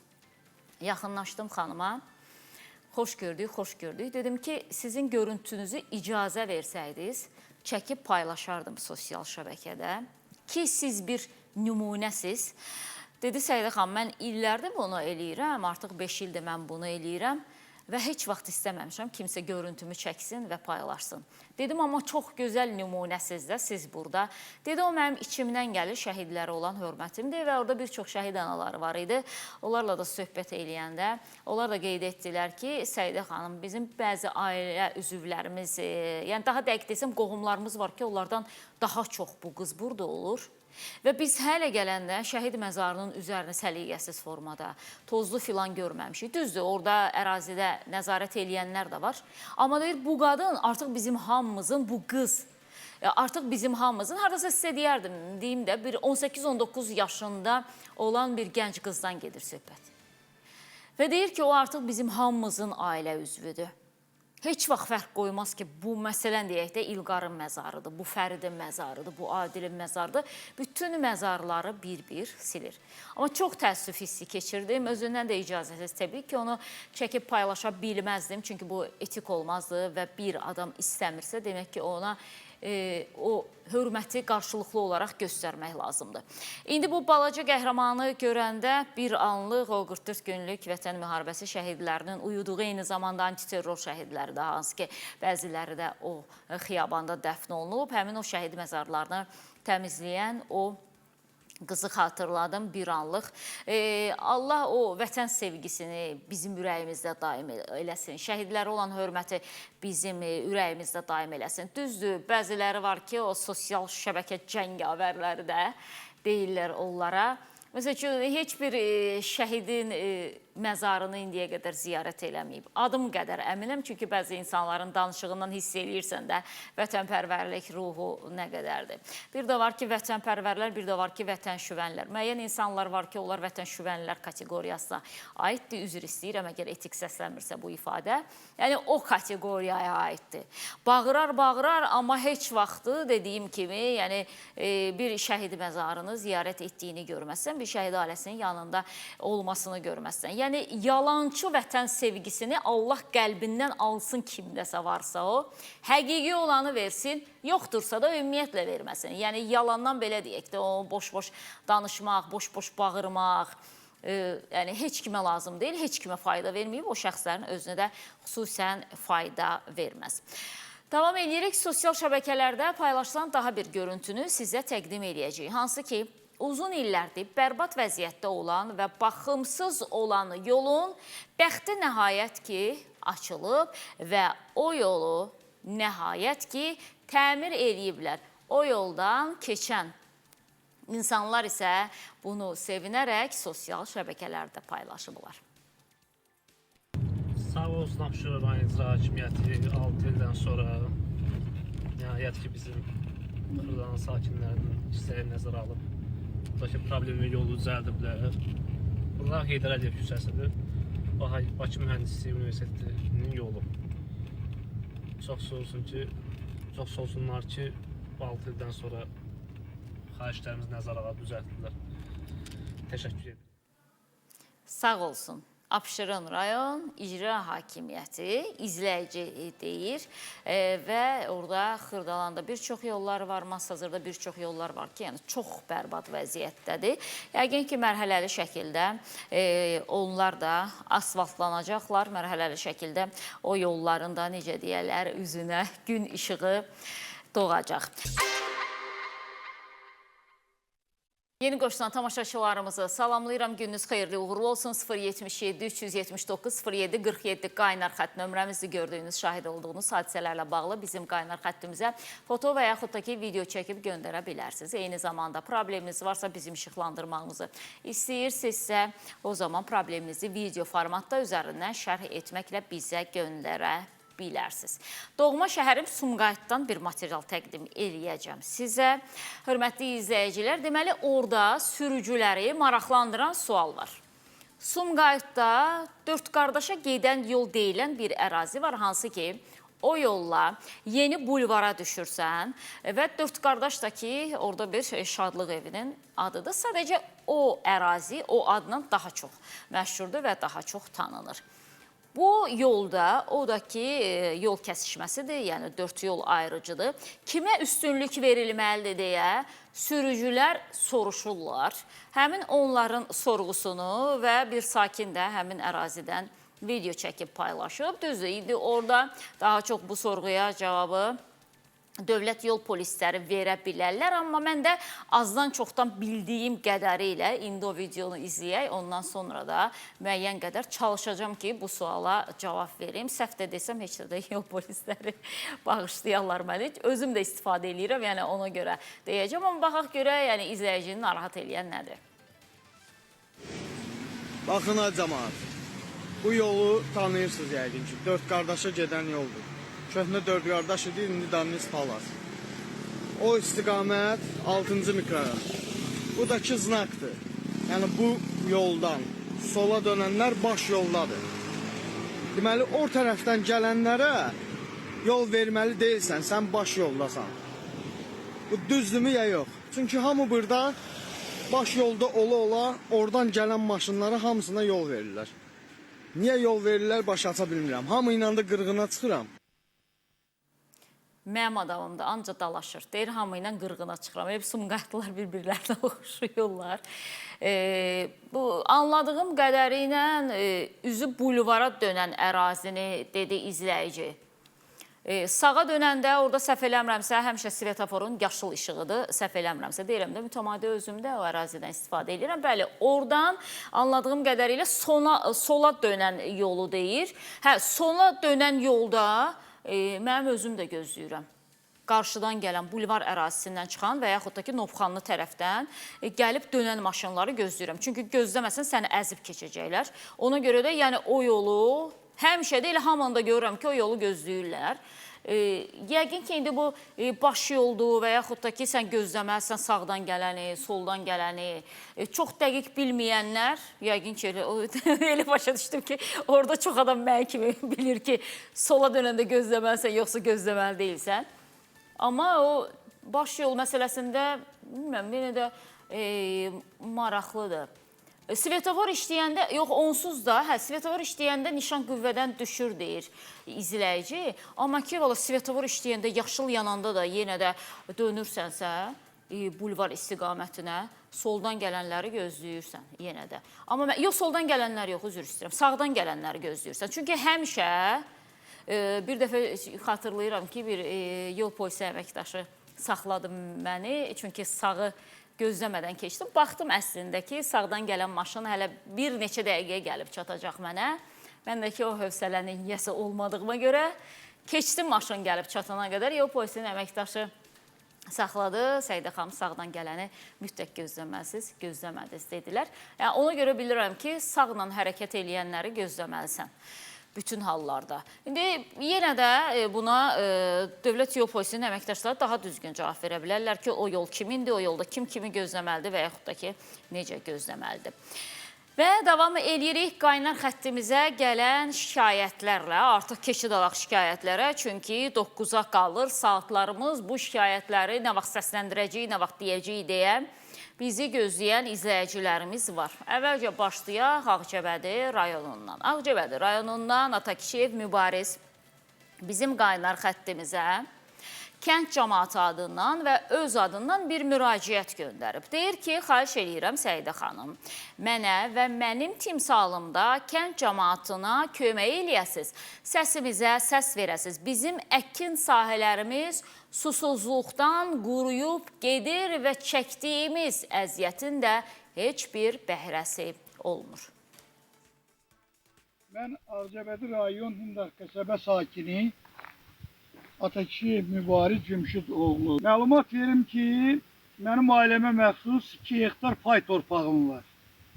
Bu pay torpağımın 1 hektarında yonca sahəsi əkmişəm. O birisi 2-ci hektarında taxıl səpmişəm. Yay uzun 2025-ci ilin bütün yayı su olmadığı üçün yonca sahəmin tən yarısı yandı, heç bir məhsul götürə bilmədi. Aidiyyəti orqanların hamısına xəbər verdim, ələ alan olmadı. Hal-hazırda bir həftədən artıqdır ki, bax bu gördüyümüz bu sahədə, 1 hektar sahədə bahalı toxum almışam, səpmişəm. Bütün agrotexniki qaydalara riayət eləmişəm. Mənim bu yaşımda işim, peşəm qarğa qovalamaqdır. Qarğalar gəlir, yeri eşəliyir, toxumu götürür, aparır.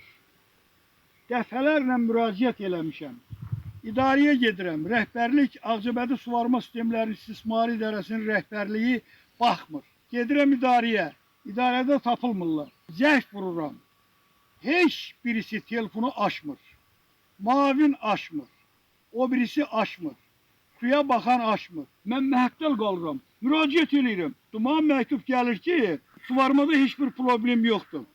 Ağcabədi rayon Hindar qəsəbəsində ictimaiyyət danışır ki, Ağcabədi rayon Suvarma Sistemləri İdarəsinin rəhbəri Asəf Quliyev Su Ehtiyatları Agentliyi naziri Zahir Mikaylovun tələbə yoldaşıdır.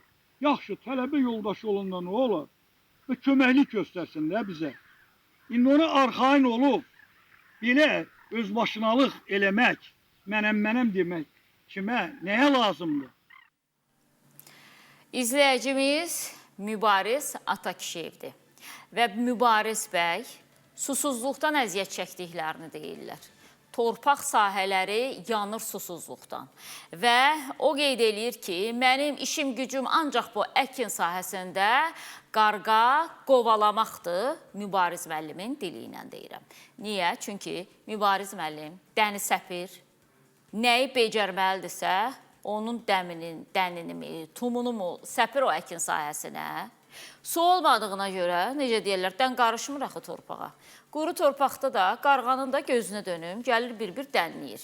Və bu, ahıl yaşlı olan kişi deyir ki, mənim işim gücüm qarğa qovalamaqdır. Deyir ki, Ağcabədi suvarma sistemlərindən bu idarəyə müraciət eləyirik, müraciətimizə baxan yoxdur. Müdür telefona cavab vermir, mavin telefona cavab vermir, aidiyyatı qurumlar telefona cavab vermir və deyir ki, burada Asif müəllim var. Asif müəllim də nazirin tələbə yoldaşıdır.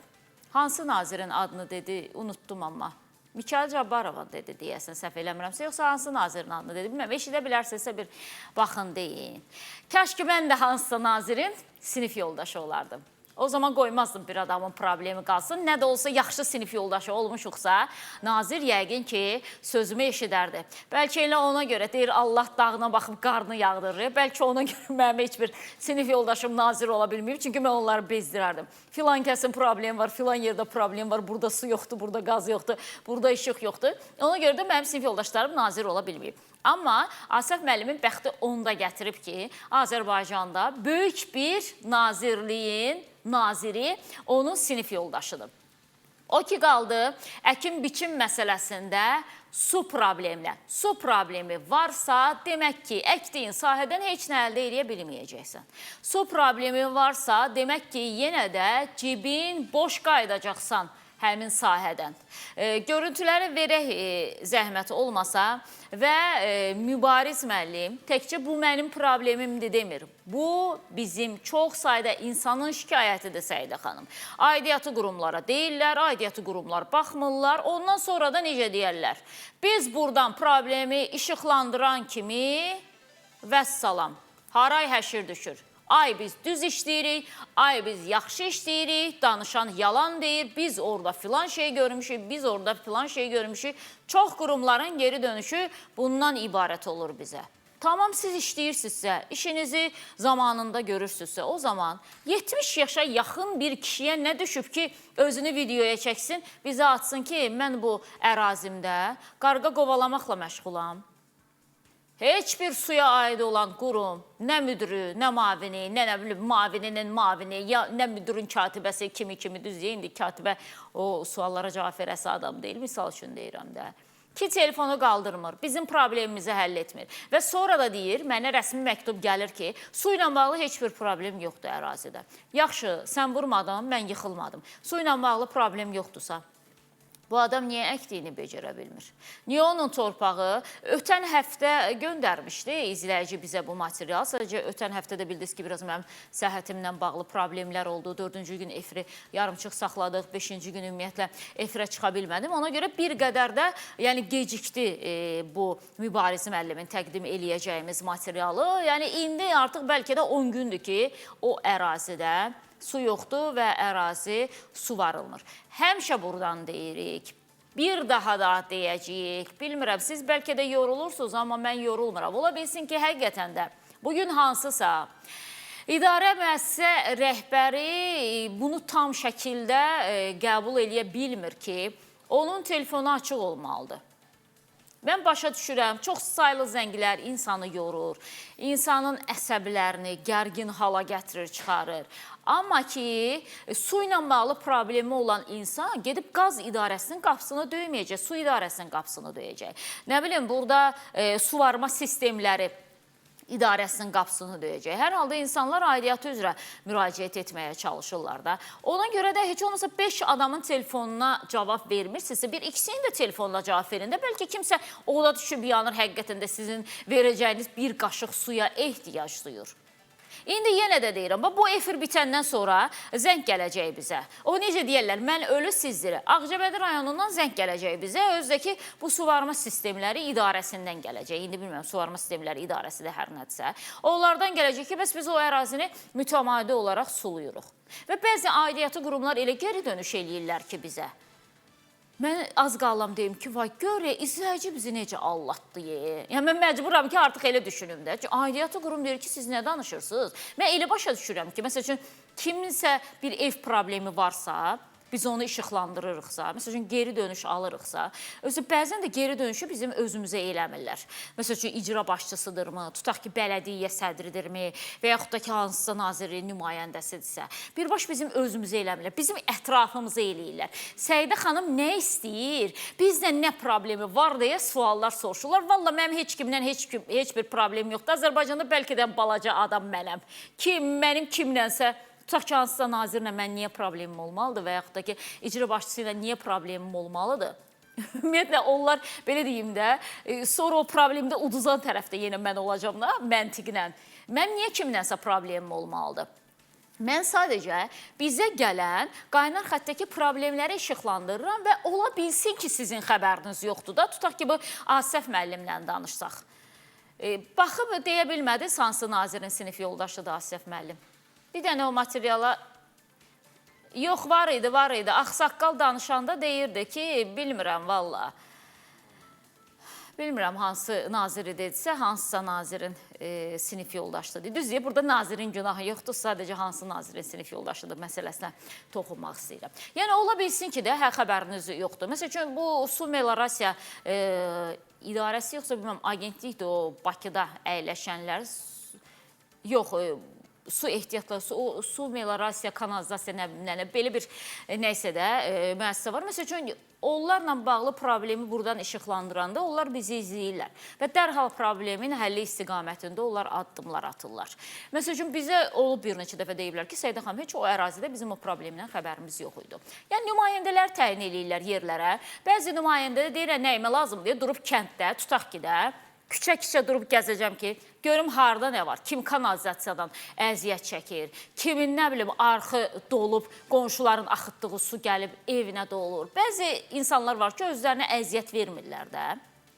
Ona görə də biz buradan təqdim eləyəndə artıq istəyir icra hakimiyyətinin olsun, istəyirsə də ki, bələdiyyənin olsun, istəyir digər aidiyyatı qurumların olsun, bu problemlərdən xəbər olur. Əslində, valla, mənəm deyə demirəm, amma siz bizə gerçəkdən də təşəkkür eləməlisiniz ki, bu problemi heç olmasa biz buradan işıqlandırırıq ki, sizin xəbəriniz olur ki, belə bir problem var. O baxımdan da indi bizim bu ağsaqqal izləyicimiz Mübariz Atakişiyev də son ümid yeri kimi bizə müraciət edib ki, bu problemi bəlkə də siz həll edə bilərsiniz. Bir daha diqqətinizə çatdırıram. Söhbət Ağcabədi rayonundan gedir və Ağcabədi rayonunda əkin sahələri susuzluqdan yanır. Ağcabədinin deməli suvarma sistemləri idarəsidirmi və yaxud da ki, nə edirsə, indi tam onun adını bilmirəm. Mən hər nədirsə suvarma sistemləri ilə məşğul olan idarəsi çox xahiş edirik ki, bu ağsaqqalın problemini də həll eləyin ki, sonuçda heç olmasa dən üçün verdiyi pulu çıxarda bilsin adam. Çünki su olmadan əkin əldə etmək, məhsul əldə etmək ümumiyyətlə mümkün deyil. Fikir verin, məsəl üçün, bir rayonda subsidiya problemi var, fındıq bağı məhv olur. Bir rayonda suvarma problemi var, əkin sahələri məhv olur. Hər rayonun özünə görə problemi var, amma çox təəssüf ki, problemi həll edən qurumlar çox çətin şəkildə tapılır. Davam edirik. Xəzər rayonundan xəbərimiz var. Yeni Türkan qəsəbəsindən Azər Abdullayev bizə yazır və deyir ki, onların yaşadığı ərazidə zibil qabları yoxdur və zibil qabı olmadığı üçün də buranı zibilli götürüb gedir, xahiş eləyirəm. Videoya baxdıqdan sonra bizim səsimizə səs verin və bu məsələni işıqlandırın, deyir izləyici. Xəzər rayonu Yeni Türkan qəsəbəsindən gedir söhbət. Azər Abdullayevdir, sizi narahat edirəm. Xəzər rayonunun Yeni Türkan qəsəbəsində yaşayıram. Bizim narahatçılığımız zibil qabları yoxdur, zibillər tökülür pərakəndə. İyidən qoxdan tərəfinə bilmirik. Bələdiyyə, icra nümayəsinə müraciət eləmişik, heç kim baxmayıb. Baxılacaq deyirlər, qalıb. Zibillik götürüb gedir.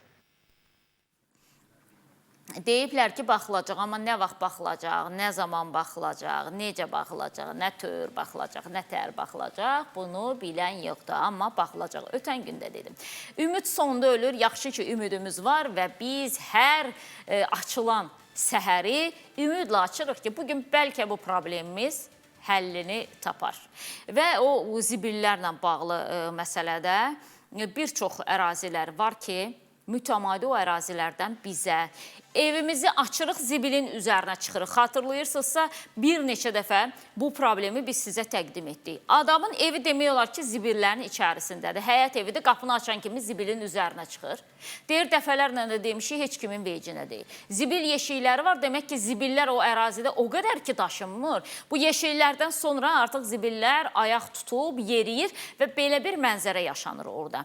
Və indi Türkan qəsəbəsində də yenə də eyni mənzərədir. Amma Türkan qəsəbəsini zibilləyənlər də kimlərdə o qəsəbədə yaşayan insanlardır. Amma niyə zibilləyirlər? Əsas məsələ bundan ibarətdir. Çünki orada zibil yeşikləri yoxdur. Ötən gün bir video təqdim etdik. Yadınızdadsa, Azərbaycanda rayonların birindən bir ağsaqqal danışırdı və deyirdi ki, bizim qazımız yoxdur. Qaz ən çox kəndliyə lazımdır. Çünki heyvanlarını örüşdən gətirir, soyuq olur, gəlib bir isinmək istəyir və deyir ki, yolumuz var, suyumuz var, işığımız var, amma qazımız yoxdur. Və ağsaqqal gözəl bir söz dedi orada ki, burada bir yekə sual ortaya çıxır. Kimdir günahkar? İndi burada da yekə bir sual ortaya çıxır, kimdir günahkar? Burada günahkar həmin o Türkan qəsəbəsinin bələdiyyəsidir. Çünki bildiyim qədərilə bələdiyyə qoyur zibil yeşiklərini əraziyə. Bələdiyyə təmin edir zibil yeşiklərini və yaxud da ki, indi icra hakimiyyəti olsun, nə fərq eləyər ki, zibil yeşiyi yoxdursa, ərazi zibil poligonunu xatırladacaq. Ona görə də insanlar məişət tullantılarını atmağı üçün o dəmir yeşiklərə, istəyir o plasması olan yeşiklərə, zibil qutularına ehtiyac var. Gətirin ərazidə qoyun. Çünki istənilən halda ayda bir dəfə də olsa, yəqin ki, hansısa aidiyyatı qurumun rəhbəri o yoldan keçir və o üfunəti siz də ciyərlərinizə çəkməyin. Ola bilsin ki, Türkan qəsəbəsinin sakinləri o üfunətə alışıblar, onların ciyərləri də alışıblar, amma siz məmurlar oradan keçəndə sizin ciyəriniz o ilə qoxuya alışmadığına görə sizin ciyərinizə pis təsir edir. Ona görə də çalışın ki, ora zibil yeşikləri qoyun. Davam edirik Bərdənin Cəyirli kəndindəki problemlə. Salam, sabahınız xeyir olsun. Mən Bərdə rayon Cəyirli kəndində yaşayıram. Mehdiyeva Kamilə sizi narahat eləyir. Səidə xanım, bizim bu yolumuz magistral yoldur və hər saniyə buradan avtomobillər keçir. Bu yolda bir piyada keçidi yoxdur ki, yolun bu başından, bu tərəfindən, daha doğrusu o tərəfinə keçə biləsən. Xahiş eləyirəm, bizim bu problemimizi işıqlandırın deyir. İzləyici, işıqlandıraq və izləyək. Mən Bərdə rayonu Cəyirli kəndində yaşayıram. Adım Kamilədir. Bizim kəndin yol problemi, nə keçid var, nə svetofor var. Saatlarla qalırıq burada. Heç bir maşında saxlamır ki, yolu keçək. Uşaqlarımız, böyüklər dəfələrlə burada avariya olub. Uşaq vurulub, ölüm halları olubdur. Bir dənə maşın saxlamır ki, bax, bayaqdan qalmışıq burada, yolu keçə bilmirik. Maşın saxlamır. Heç bir maşın yol vermir ki, keçək gedək. Nə işıq foru var, nə piyada keçidi var. Ən yaxşısı belə eləyin də yoldan gələn maşınları. O bəzən görsən hansısa maşın dönmək filan istəyəndə belə işarə eləyir ki, yəni bir dəqiqə gözləyin. İndi siz də sol tərəfdən keçəndə, yəni solu gözləyəndə belə eləyin, sağı da keçəndə belə eləyin ki, sizi gözləsinlər, sizə yol versinlər, keçsinlər. Piyada xəttlərinin çəkməsi, yəni o qədər də böyük bir problem deyil, o qədər də belə deyək də ağ boya getməyəcək ora. İkincə ki, aynanın başı qarışıb hələ bu Bakıda xətt demək məsələsinə də hələ bölgələrə tərəf baxmayıb ayna. Çünki piyada keçidlərinin çəkilməzsə, səhv eləmirəmsə, aynaya aiddir. Kaş ki, o fırçanı verərdilər mənim əlimə. O fırçanı qırıq-qırıq eləməsəydim, məndən pis adam yoxdur da. Aynaya mı aiddir? Siqnal idarəsinə? Yox, burada aynanın haqqına girdim, siqnal idarəsinə aiddir. Bilməm, yolların xəttənməsini mən aynada görürəm də, bu avtobus solağı, bu sarı xətt, bunun üzərində dayana bilməzsən, onun altına girə bilməzsən, bunun sağından keçə bilməzsən, bunun solundan keçə bilməzsən, deyim, bəs mən harayla hərəkət edeyim, necə keçim ki, axır ki, evimizə gedim çatım da. Bu Bakı-Sumqayıt yolunda da bilirsiniz də, o avtobus xəttini də gecə saat 11-dən səhər saat 7-yə qədər icazəli eləyiblər ki, adi sürücülər də bu digər maşınları sürənlər də, o sürücülər də o yola girmək olar. Güya ki, axşam saat 11-dən səhər saat 7-yə qədər o qədər tıxacı olur ki, deyirlər, ay Allah, sənə qurban ol, bir də ayına icazə versəydi, bu avtobus xəttinə girərdim.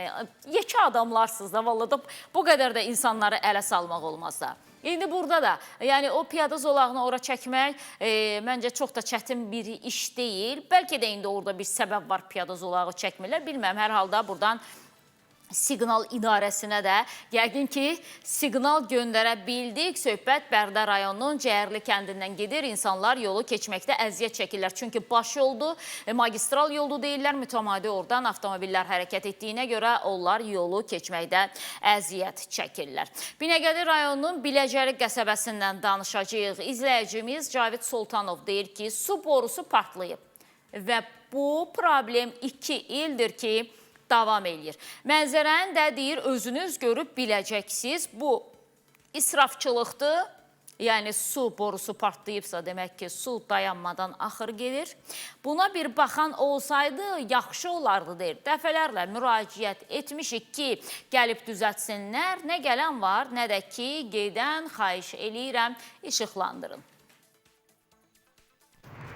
Salam, hər vaxtınız xeyir olsun. Mən Sultanov Cavid, Binəqədi rayonu Biləcəri qəsəbəsi Qobustan küçəsində yaşayıram. Bu hal 2 ildən artıqdır ki, davam eləyir. Təbii içməli sudur, buradan partlayıb. Dəfələrlə şikayət etməyimə baxmayaraq, artıq nömrəmə belə qaynar xəttdən cavab verilmir. 2 ildir ki, bu su burada partlayıb, heç bir tədbir görülmür. Ən azından qamışın uzunluğundan bilinir ki, bu su burada neçə ildir var. Buradan aşağı axıdılır. Yəni bu xahiş olunur ki, bu haqda bir tədbir görülsün. Bu qədər su, təbii içməli su partlayaraq israf olunur.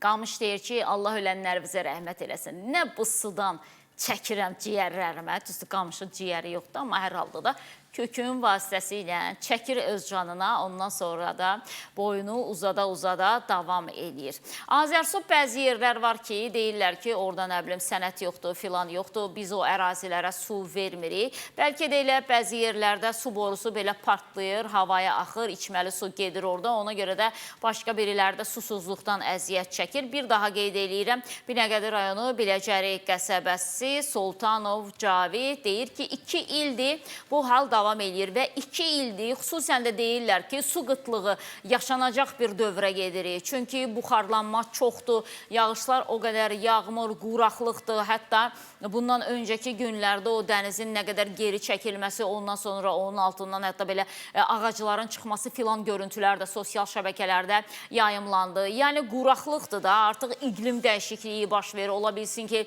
bir neçə illərdən sonra çox ciddi biz su problemi ilə üz-üzə qala bilərik. Düzdür, indi ambarlar var, su ehtiyatları var, amma ki, bunların hamısı da bir yerə qədərdir. Ona görə də dəfələrlə deyilir ki, içməli suyu israf etməyin. İçməli sudan qənaətlə istifadə eləyin. Bu eyni zamanda da Azərsuya da aiddir ki, 2 ildir axır gedir içməli su. Niyə təmir eləmirsiniz partlamış borunu? Niyə ərazi o vəziyyətə düşməlidir? Qamışlar o qədər boy atmalıdır. Niyə? Çünki münbit şərait var. İçməli suyu bu qədər israf etmə. Azərsu və partlamış borunu da təmir etsin əməkdaşlarınız. Hər yerdə demək olar ki, Azərsu Səhmdar Cəmiyyətinin əməkdaşları var. Artıq proqramımızın sonuncu bölümündəyik, dəyərli izləyicilərimiz. 077-379-07-47 qaynar xətt nömrəmizdə gördüyünüz, şahid olduğunuz hadisələrlə bağlı bizim qaynar xəttimizə foto və yaxud da ki, video çəkib göndərə bilərsiniz. Probleminiz varsa və bizim işıqlandırmağımızı istəyirsinizsə, probleminizi bizə göndərin. Amma video formatda bəzi izləyicilərimiz var ki, sosial şəbəkə üzərindən bizdən soruşurlar ki, məxfilik qorunurmu? Məxfiliyi qoruyarıq. Adınızın çəkilməsini istəmirsinizsə qoruyarıq, amma mütləq şəkildə video formatda çəkin atın problemi. Yəni bizim əlimizdə əsas olsun. Çünki bəzən hətta bu faktları göstərik belə, aidiyyatı qurum deyir ki, yox. Sonra başa düşürəm ki, ola bilsin ki, mənim gözüm də zəif görür. Əslində bunların dediyi kimi imiş, mənim gördüyüm kimi deyilmiş. Yəni ona görə bu faktlar var, bəzən problemi o qədər də sübut eləyə bilmirsən. Ona görə də faktsız olmaz. Mütləq şəkildə video formatda çəkin və bizə yönləndirin. Davam eləyirik. Kəşimova İlahə Mərdəkan qəsəbəsindən bizə müraciət eləyib. Deyir ki, Səidə xan, biz sahibsiz itlərin əlindən təngə gəlmişik. Ümumiyyətlə onların əlindən yolla hərəkət eləmək mümkün deyil. Buna bir çarə qılan olacaqmı, yoxsa yox, xahiş eləyirəm. İşıqlandırın, biz çox qorxuruq. İt də deyirəm sizə, sürü şəklində izləyin.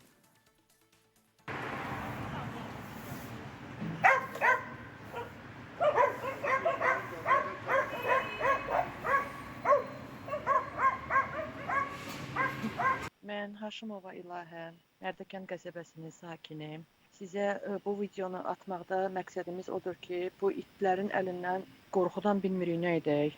Əvvəl tək-tək gəzirdilər, indi cəm şəklində hücum çəkirlər millətin üstünə.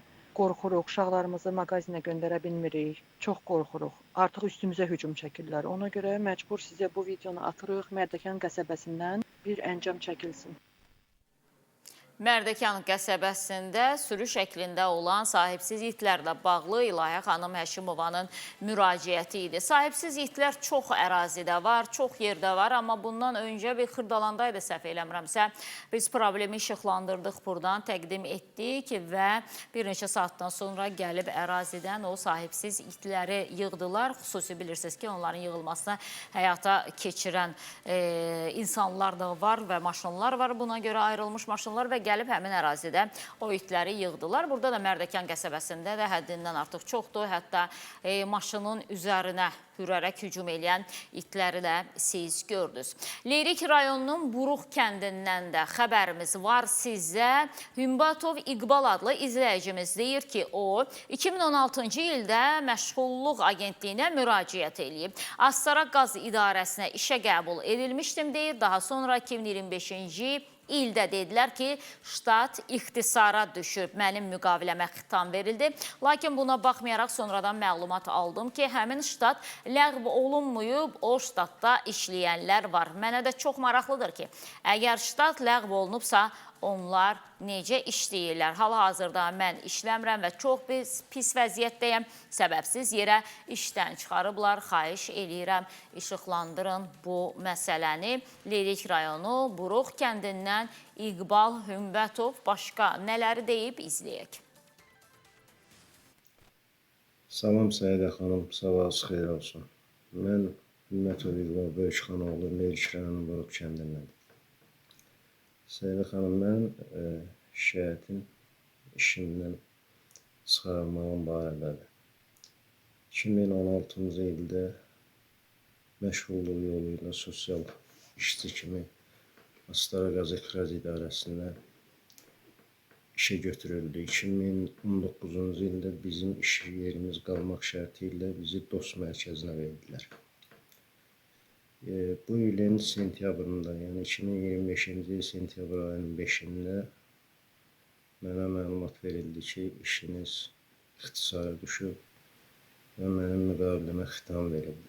Məsələ burasındadır ki, məndən sonra növbəti aylarda işdən çıxarılan bəzi yoldaşlar yenidən işlərinə qaytarıldı.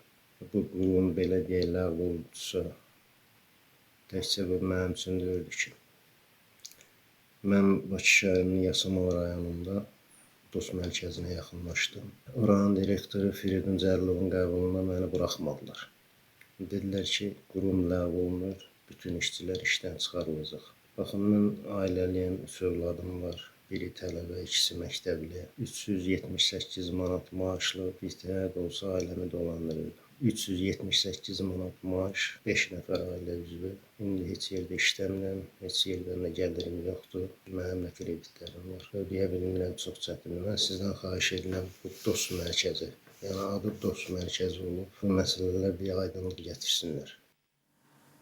Dost mərkəzindən danışdı bizim izləyicimiz və ümumiyyətlə mütəmadi sual gəlir bizə ki, dost mərkəzində işçilər işdən çıxardırlar, dost mərkəzləri bağlanacaqmı, yoxsa necə? Düzdür, bununla bağlı bizdə konkret cavabı yoxdur. Ona görə dost mərkəzlərinin bağlanıb bağlanmayacağı ilə bağlı heç nə deyə bilmərəm. Konkret bu izləyicimizin şikayətinin üzərində danışacağım. Deməli, İqbal bəyinin şikayətinin üzərində 2025-ci ildə ştat ixtisara düşüb deyiblər və onun müqaviləsinə xitam veriblər. Ondan sonra isə deyir, xəbər tutdum ki, həmin ştat ləğv olunmayıb, o ştatda işləyənlər var. Deyir, mənə də çox maraqlıdır ki, əgər ştat ləğv olunubsa, necə orada işləyənlər var.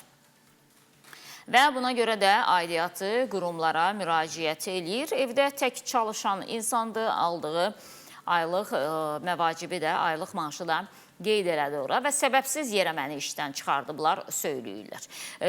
Və səbəbsiz yerə çıxarılıbsa və yaxud da ki, həqiqətən də ştat ləğv olunubsa, o zaman adam haqlıdır, sual versin ki, mənə deyirsiniz ştat ləğv olunub, məni işdən çıxardırsınız, ondan sonra ştat bərpa olunur, yerinə kimisə qəbul edirsiniz. Ötən gün xatırlayırsınızsa, bir izləyicimiz də məktəbdə ocaqçı, Qaxdaydı səhv eləmirəmsə, Qax orta məktəbində ocaqçı vəzifəsində fəaliyyət göstərirdi. Onu da işdən çıxarmışdılar. Ondan sonra isə yerinə başqa birisini götürmüşdülər və deyirlər ki, bu məşğulluq idarəsinin verdiyi adamlardır. Bəlkə burada da demək olar ki, eyni proses gedir. Məşğulluq idarəsi 5 ay birinə verir işi, ondan sonra ştat ləğv olunub, adıyla çıxardırlar onu. Digər 5 ayda başqa birisini işlə təmin eləyir. Ola bilsin ki, bunların strategiyası bundan ibarətdir. Mən bununla bağlı dəqiq məlumata malik deyiləm deyə heç nə deyə bilmərəm. Amma ki, birisi nə qədər işlədi, doydu ki, onu çıxartdınız, təzədən bir də başqasına iş verirsiniz. Bütün hallarda Astara Qaz İdarəsi yəqin ki, bununla bağlı bir geri dönüş eləyər. Əslində, problem nədən ibarətdir? Bəlkə onlar deyəcəklər ki, yox, heç ştat yenidən belə deyək də, bərpa olunmayıb, ola bilsin və onlar deyə bilərlər ki, hə, izləyici bu baxımdan sadəcə işdən çıxarılıb deyə yalan məlumat verir. Hər halda, ümumiyyətlə, burada səsləndirdiyimiz bütün problemlərlə bağlı aidiyyatı qurumların hər birinin söz haqqı var və biz problemi işıqlandırıq. Bu deməkdir ki, sizdən qarşı tərəf kimi həm də cavab gözləyirik. Kimsə düz deyir, kimsə səhv deyirsə, bunu da sizin aidiyyatı qurumların cavabından çıxış eləyərək biz deyə bilirik efirdə. Ona görə də elə o bəzi, az öncə də qeyd elədim ki, bəziləri bizim qaynar xəttimizə geri dönüş eləmək əvəzinə mənə tanıyan adamları tapırlar. Kimi tapırlar ki, niyə Səidə xanım belə dedi, yox bu belə deyil, elə deyil. Çox xahiş edirik. 077 379 07 47. Bizim qaynar xətt nömrəmizdir. Siz məsələ ilə bağlı kimlərəsə nəyisə deyənə qədər bu məsələni efirdə işıqlandıran şəxs mənəmsə və bu problemləri də veriliş formasında sizə təqdim edən xəbərin izində komandasıdırsa, çox xahiş edirəm, geri dönüşü bizə eləyir. Onsuz da kənar şəxsləri geri dönüş etməklə siz heç nə əldə eləyə bilmirsiniz. Siz rəsmi açıqlamanız varsa bizə verin və yaxud da ki, müəyyən bir şərhiniz varsa, burada səsləndirdiyimiz problemlə bağlı geri dönüşü bizə eləyin ki, biz problemlə səhərsi gün sizi qarşı tərəf olaraq verə bilək. Bəlkə də indi ola bilsin ki, hansısa rayonun icra hakimiyyətində özlərinə yaraşdırmırlar mənə zəng vurmağı, başqa bir adama zəng vururlar ona görə.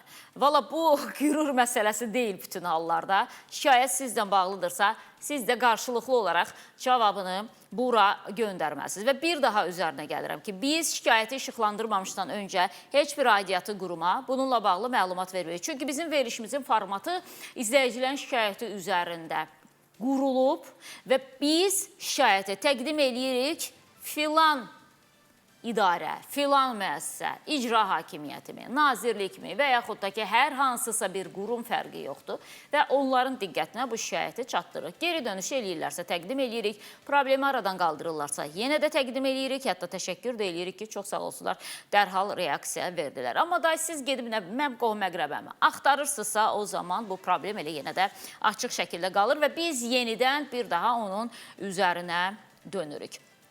Davam eləyəcək Yevlax rayonunun Gülövsə kəndindən də bir şikayəti var. Dəyərli izləyicilərimiz, Rahim Quliyev bizə video göndərir və o deyir ki, görəcəksiniz ki, bizim qazımızı kəsiblər, həm də ki, qaz işləməyə çek göndərirlər. Üstəlik də 162 manat borc yazıblar. Mən deyir 100 manatını ödəmişəm, 62 manat borcum qalıb. İndi bu qədər borca görə mənim qazımı bir dəfəlik kəsiblər. Xahiş eləyirəm, göndərdiyimiz videonu işıqlandırasız, işıqlandıraq.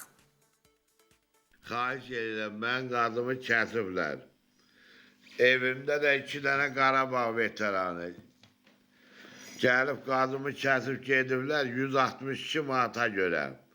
Mənə da deyirlər ki, bu dəqiqə hal-hazırda saat vaxt qoyuruq, bir saata bizim 162 manatımızı ödə. Mən 100 manatını ödəmişəm. 62 manat borcum qalıb. Ondan ötəri məni məcbur edirlər ki, yox, 62 manata görə mənim qazımı kəsiblər. Özümdə şəkər xəstəsi, pensioner adamam. Mən bu evlərin işçiləri ilə bacarmıram. Hökm edir ki, yox, sən bu dəqiqə bir saata pulu ödəməsən, sən qazını kəsiyik. Heylə olub qazımı kəsiblər. Büyük müdür gəlib. Müdürə deyirəm ki, ay müdür, mənə 90 manat keçən il borç yazmışsan. Yaxın adamlarına seçib 90 manat kontrolörlərine borç yazdırmışsan. Bu kompüterə oturur. Oturandan sonra o borç mənim boynumda qalır, düzdürmü? O səbəbdən mən qazımı indi gəlib kəsiblər. Mən də onları məhkəməyə vermişəm. Məhkəmənin qərarı çıxmamış, mənim qazımı gəlib kəsiblər. Məhkəmənin qərarını istəyirlər məndən. Məhkəmə də qərarı çıxardıb göndərəsidir kompüterlə, sistemlə. Bunlar indi ona görə gəlin mənim qazımı kəsiblər o acığa. Mən kimə şikayət edeyim, hara şikayət edeyim? Xahiş edirəm, bunu işıqlandır.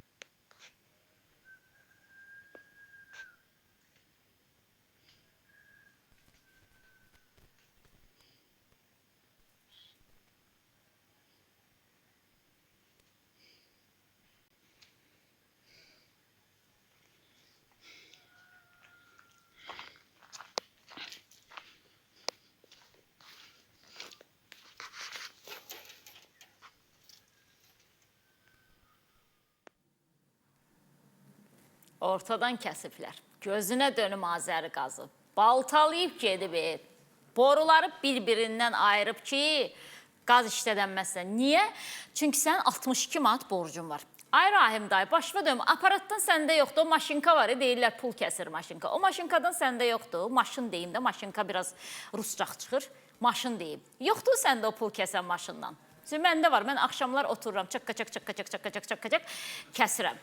İstəsən verərəm onu sənə. 62 manat nə puldur? 62 manata görə boruları gəlib kəsdirmirsən oradan. Nə puldur? 62 manat heç nədə. Bəzilər üçün semiçka puludur, necə deyərlər. O puldan səndə yoxdur.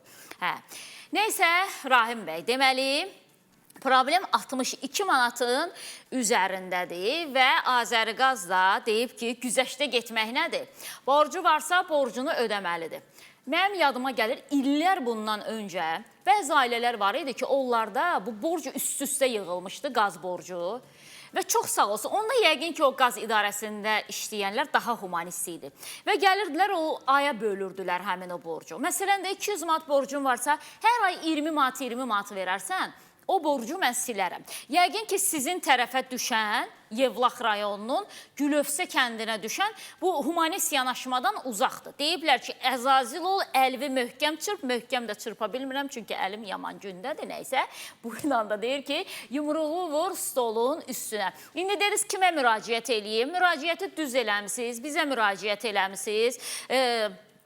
Və bu 62 manatın da məsələsini çalışaraq ki, həll eləyək və sizin o boruları yenidən bir-birlərinə birləşdirsinlər və sizin evə qaz versinlər. Yeri gəlmişkən müharibə iştirakçısıdır izləyicimiz. Aidiyyatı üzrə efirdən sonra yönləndirəcəyik şikayətinizi. İnşallah ki, bərpa eləyərlər boruları. Dəyərli izləyicilərimiz, çox sayda şikayətimiz qaldı. Həddindən ən azı 10 şikayətimiz qaldı ki, bu proqramda təqdim eləyə eləyə bilmədik. Amma bu o demək deyil ki, təqdim eləməyəcəyik. Sabah təqdim eləyəcəyik inşallah. İndi isə tez tələm-tələsik, necə deyirlər, sağollaşmalıyam. Çünki Tarix Əliyev mikrofonunu taxıb və gözləyir ki, tarixin bir günü proqramını təqdim etsin efirdə. Ona görə də, belə deyək də, o həmkar yoldaşımın işinə hörmət, vaxtına girməmə şərti ilə sizdən ayrılıram. Sabah inşallah saat 8-in yarısı yenidən bu studiyada görüşəcəyik. Bolluca şikayətlərlə, bolluca tənqidlərimizlə yenə də qarşınızda olacaq. Odur ki, özünüzə yaxşı baxın, Allaha əmanət olun.